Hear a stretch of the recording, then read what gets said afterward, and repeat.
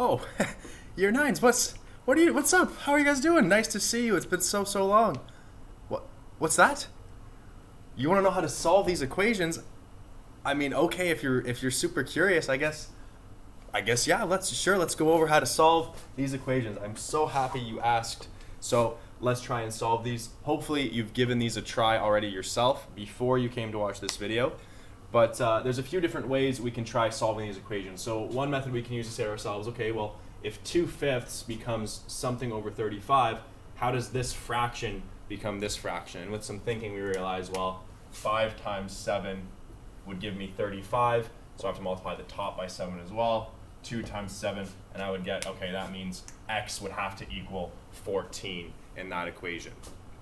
Similarly, we can say to ourselves, okay, 7 over x equals 28 over 8. With some thinking, we can figure out, well, that means 28 divided by 4 would equal 7. So 8 divided by 4, in this case, x would equal 2.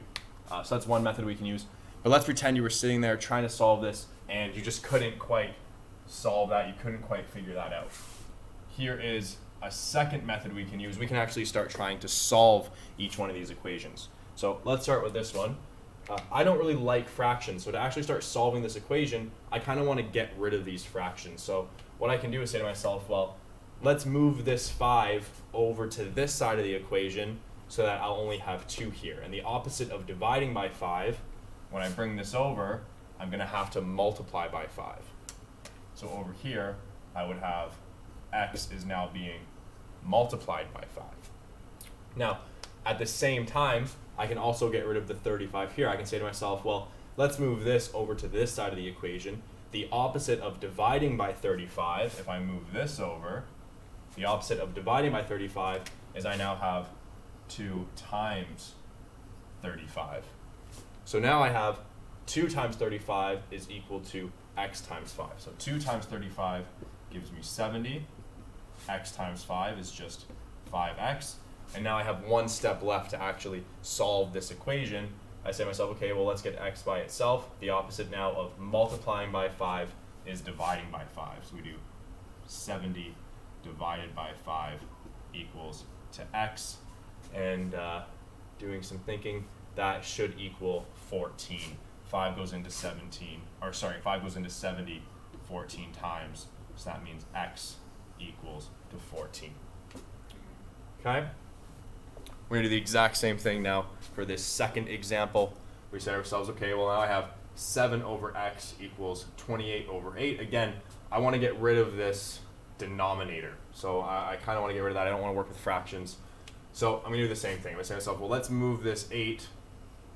The opposite of dividing by 8 is multiplying by 8. So now over on this side, I'll have 7 times 8.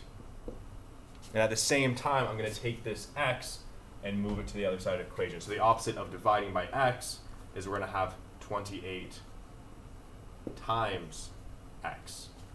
Okay? And now 7 times 8, I believe that gives me 56 equals 28 times x, or 28x. And final step is now we can actually solve and get x by itself. So the opposite now of multiplying by 28 is we're going to divide by 28. So 56 divided by 28 equals x, and 28 goes into 56 2 times. So that means x is equal to 2. In the next video, just because I'm getting tired of talking, in the next video though, we're going to actually check, how do we check these answers to confirm that in this case, yes, x does equal 14, and how do we check here to say in this case, yes, x does equal 2. So get ready for the next video, and I'll see you soon.